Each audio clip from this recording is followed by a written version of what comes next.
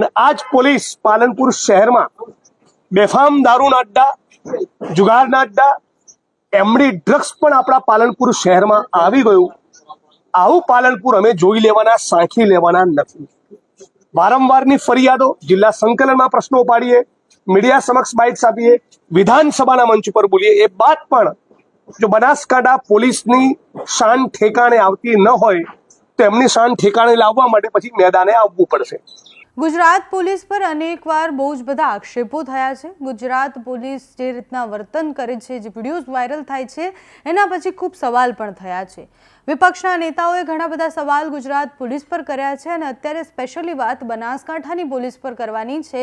બનાસકાંઠાની police એ બુટલેગરો સાથે મળેલી છે. બનાસકાંઠા પોલીસ જે છે એ કોઈ કાર્યવાહી નથી કરતા અને સ્પેશિયલી પાલનપુરના જે પોલીસ છે એ પોલીસ આ બધી જ ગતિવિધિ જાણ્યા છતાં કોઈ જ કામ નથી કરતા એવા આક્ષેપો જિગ્નેશ મેવાણીએ કર્યા છે. જિગ્નેશ મેવાણી એ વડગામના ધારાસભ્ય અને સતત આવા વિષયો પર બોલતા હોય છે. ગઈકાલ રાતથી જ એમને ટ્વીટની આખી એક સિરીઝ શરૂ કરી, એટલે એક પછી એક ટ્વીટ એમને ઘટના પ્રમાણે કરતા ગયા. એમણે એક ટ્વીટ કરી કે પાલનપુરની પાસેથી 1 કિલો સોનું એ ચોરાયું છે અને પોલીસની એમાં સંદિગ્ધ જે કહેવાય કે એ પોલીસ પણ એની સાથે છે અને એ ટ્વીટ પછી બહુ જ બધા સવાલ થયા. એના પછી એમને ટ્વીટ કરી કે પાલનપુર શહેરમાં જે સોનું પકડાયું અને ગાયબ થઈ ગયું હતું એ પ્રકરણમાં આરોપી પોલીસકર્મીના વહીવટદારે ડીસામાં પણ દારૂનો મુદ્દામાલ ગાયબ કરી દીધો હતો 1000%. એટલે એમને એવું કીધું કે જેનું સોનું પકડાયું, એટલે પોલીસે સોનું પકડ્યું અને પછી સોનું પકડ્યું તો એમાં કોઈ કાર્યવાહી ન કરી અને એની સામે કોઈ જ કાર્યવાહી ન થઈ. એ જે માણસ હતા જેનું સોનું હતું કે જ્યાંથી પકડવામાં આવ્યું એ દારૂનો ધંધો પણ કરે છે ને એની સામે પણ કોઈ કાર્યવાહી નથી થઈ. એના પછી એમને એક પછી એક ડીવાયએસપીથી લઈને અલગ અલગ પોલીસ કર્મચારીઓ પર ટ્વીટ કરી અને કહ્યું કે એમડી ડ્રગ્સથી લઈને દારૂ ગુજરાતમાં ઘૂસે છે, દારૂ ગુજરાતમાં વેચાય છે, પાલનપુરના સ્થળ સહિત. એટલે એમને જે ટ્વીટ કરી છે એમાં પાલનપુર પૂર્વ પોલીસ સ્ટેશનના હદ વિસ્તારમાં પોલીસની હપ્તાખોરીના કારણે ચાલતા દારૂના અડ્ડાની યાદી, ગોબરી રોડ જયંતીનો અડ્ડો, અમીર રોડ અશોકનો અડ્ડો, કબ્રસ્તાન પાસે દિનેશ ડોંગા, સમગ્ર શહેરમાં ઇંગ્લિશનો કારોબાર, રવિ સહયોગની સાથે મુસ્તુફા. અને એમણે જે લખ્યું છે જવાબ માટે ભૂપેન્દ્ર પટેલને પણ ટેગ કર્યા છે, હર્ષ સંઘવી ગુજરાતના ડીજીપીને ટેગ કર્યા છે અને સવાલ પોલીસ સામે કર્યા છે કે પાલનપુરમાં ખુલ્લેઆમ દારૂ વેચાય છે, સ્થળ સહિત હું નામ કહું છું અને પોલીસ કાર્યવાહી નથી કરતી કારણ કે પોલીસ પણ આમાં મળેલી છે. પોલીસની મિલીભગત અને રહેમ નજર હેઠળ આ બધું થઈ રહ્યું છે. જિગ્નેશ મેવાણીએ ટ્વીટ સુધી આ વસ્તુ સીમિત ન રાખી. એ બનાસકાંઠા કલેક્ટરને પણ મળવા પહોંચ્યા, કલેક્ટર સામે રજૂઆત કરી, ઘણા બધા સવાલો કર્યા, ઘણા બધા આક્ષેપો પોલીસ પર કરવામાં આવ્યા કે બનાસકાંઠાની પોલીસ એ ગેનીબેનને હરાવવા માટે એવું કહેવાય કે કામ કરતી હોય છે. બનાસકાંઠાની પોલીસ પાસે બીજા બહુ જ બધા કામ હોય છે. બનાસકાંઠાની પોલીસ આવી રીતના જ્યારે બુટલેગરો ખુલ્લેઆમ ફરે છે, દારૂ વેચી રહ્યા છે, એની સામે કાર્યવાહી નથી કરતી અને પછી એમને આંદોલનની પણ ચીમકી આપી છે. કલેક્ટરને મળવા માટે ગયા ત્યારે ગુલાબસિંહ રાજપૂત પણ એમની સાથે હતા. જિગ્નેશ મેવાણીએ કલેક્ટર સાથે શું વાતચીત કરી એના બાદ જે પ્રતિક્રિયા આપી છે તે સાંભળો. દારૂ મુદ્દે આપના ટ્વીટ અને આજે જિલ્લા કલેક્ટરને રજૂઆત, શું આખો મુદ્દો છે? એના જેટલો જ મહત્વનો મુદ્દો કે પાલનપુર શહેરની એક કોલેજમાં મુસ્લિમ સમાજની વિરુદ્ધમાં અત્યંત નિમ્ન કક્ષાની જે ટિપ્પણીઓ કરવામાં આવી કે સામાન્યમાં સામાન્ય માણસને પણ સમજાય કે એ નિર્વિવાદપણે ફોજદારી ગુનાનું કૃત્ય છે, છતાં આરોપીઓને છાવરવાના બદઆશયથી અથવા કમલમ કે ગાંધીનગરમાંથી આવેલા ફોનના પગલે બનાસકાંઠા પોલીસ દ્વારા ગુનો દાખલ કરવામાં આવી રહ્યો છે, ના ધરપકડ કરવામાં આવી રહી છે. કરીશું, કાર્યવાહી ચાલુ છે, તપાસ ચાલુ છે. આવો જવાબ 15 દિવસ સુધી મળે ચૂંટાયેલા જનપ્રતિનિધિઓને એ બિલકુલ યોગ્ય નથી. અને આજ પોલીસ પાલનપુર શહેરમાં બેફામ દારૂના અડ્ડા, જુગારના અડ્ડા, એમડી ડ્રગ્સ પણ આપણા પાલનપુર શહેરમાં આવી ગયું. આવું પાલનપુર અમે જોઈ લેવાના, સાંખી લેવાના નથી.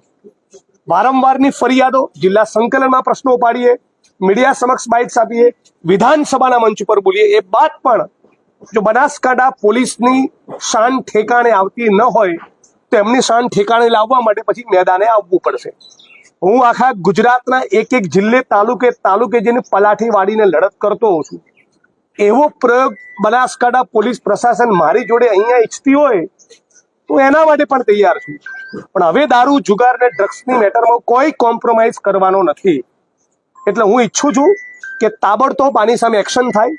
બનાસકાંઠાના પાલનપુર શહેરના એક પોલીસ ઇન્સ્પેક્ટર એક બુટલેગરની વૈભવી ગાડી ફેરવી રહ્યા છે. બીજા એક પોલીસ ઇન્સ્પેક્ટર પૂરી જવાબદારી સાથે કહું છું, આઈજી સુધી મામલો ગયો છે. 1 કિલો સોનું ગાયબ કરી દીધું. 1 કિલો લૂંટનું સોનું એમને તપાસના ભાગરૂપે મળ્યું હતું. એમાં ગુનો દાખલ નહીં કર્યો, મેટર રેકોર્ડ ઉપર નહીં લાવ્યા અને એને ગાયબ કરી દીધું. એટલે એકચ્યુઅલી ફોજદારી ગુનાનું કૃત્ય એ પોલીસ ઇન્સ્પેક્ટરે પણ કર્યું છે. કોણ છે? અને આ બાબતથી એસપી આઈજી બધા વાકેફ છે. હું ઈચ્છું છું કે તાબડતોબ એની સામે એક્શન લેવામાં આવે, એમને સસ્પેન્ડ કરવામાં આવે અને આખા બનાસકાંઠામાં અને ગુજરાતમાં મેસેજ જવો જોઈએ કે ગુજરાતની બેન દીકરીઓ અને માતાઓ અસુરક્ષિત મહેસૂસ કરે એ પાલનપુર શહેરની અંદર મંદિરોની આજુબાજુના 1 કિલોમીટર 2 કિલોમીટરના રેડિયસમાં પણ દારૂના અડ્ડા ચાલે છે. બનાસકાંઠાના કલેક્ટરના બંગલાના 2 કિલોમીટરની રેડિયસમાં પણ અડ્ડા ચાલે છે. તો બનાસકાંઠા પોલીસ પ્રશાસનની જવાબદારી બને છે કે નહીં આ બુટલેગરોને ફિટ કરવાની?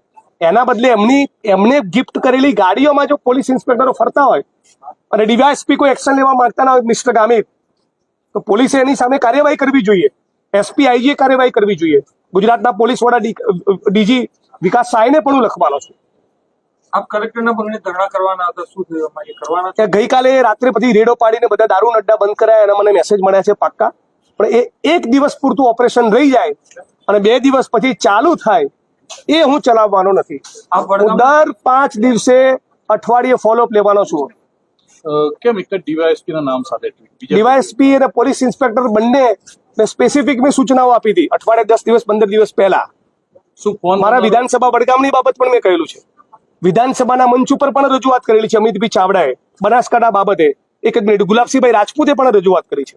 અને બનાસકાંઠા પોલીસને ગુલાબસિંહ રાજપૂત અને જ્ઞાનીબેન ઠાકોરને ચૂંટણીમાં હરાવવાની સોપારી લેવી હોય તો લે છે, પણ બુટલેગરો સામે કાર્યવાહી નથી કરતી. શું કારણ છે? બનાસકાંઠા કોમ્પ્રોમાઇઝ છે. બનાસકાંઠા પોલીસ કોમ્પ્રોમાઇઝ છે. કોઈ એક વ્યક્તિ અધિકારીનું નામ નહીં લઉં, બરાબર? બાકી આટલું બધું કેવી રીતે ચાલી શકે? આટલું ધુપ્પલ કેમ હોય? આપણો જિલ્લો કેમ આવો હોય? કેમ પાલનપુરમાં એમડી ડ્રગ્સ આવી ગયું? હું ધારાસભ્ય બન્યો 2017માં, ત્યારે તો આવું નહોતું. ત્યારે દારૂના અડ્ડા હતા, જુગારના અડ્ડા હતા, પણ એમડી ડ્રગ્સ નહોતું. તો બનાસકાંઠા પોલીસ પ્રશાસનની જવાબદારી બને છે આની સામે કડક હાથે કાર્યવાહી કરે. ગુલાબસિંહ રાજપૂતે આખા જિલ્લાના ની અંદર દારૂ ડ્રગ્સ વેચાય છે એની વાત કરી. આજે મેં પાલનપુર વડગામથી શરૂઆત કરી છે. આજે વડગામ પાલનપુરથી શરૂઆત કરી છે. આખા બનાસકાંઠા જિલ્લાના 14 તાલુકામાં મુદ્દો મેં ઉપાડીશું. વ્યક્તિગત પણ ઉપાડીશ અને કોંગ્રેસ પાર્ટી તરીકે પણ ઉપાડીશ. આ બનાસકાંઠા જિલ્લાના અમારા એક્ટિવિઝમનો એજન્ડા છે અને રહેશે. અને હું અહીંયા પાલનપુર શહેરમાં આ મીડિયા બાઇટ્સ પછી, આજે કલેક્ટર સમક્ષ કરેલી ફરિયાદ પછી, એસપી સમક્ષ કરેલી ફરિયાદ પછી 5 દિવસ પછી, અઠવાડિયા પછી શું પરિસ્થિતિનું નિર્માણ થાય છે એનું પણ ફોલોઅપ લેવાનો છે. કલેક્ટરનો જવાબ પોઝિટિવ હતો કે નહીં? કલેક્ટરનો જવાબ પોઝિટિવ હતો. એવા પોઝિટિવ જવાબ સાંભળીને નાગરિકો થાકી ગયા છે. I want action.